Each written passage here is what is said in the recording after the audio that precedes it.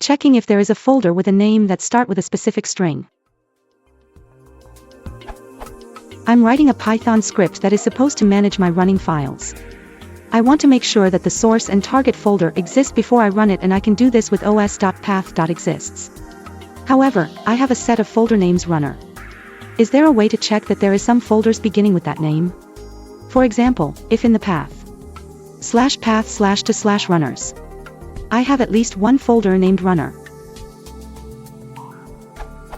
Break time equals 1s/break $ls file 1.txt file 2.txt folder 1 folder 2 runner 1 runner 35's folder. Then the result is true.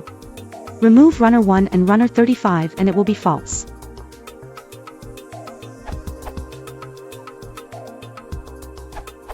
You could do the following. That uses the helpful any function and a generator expression.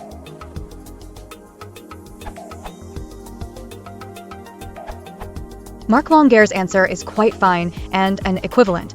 Alternative for this kind of expression is to use glob.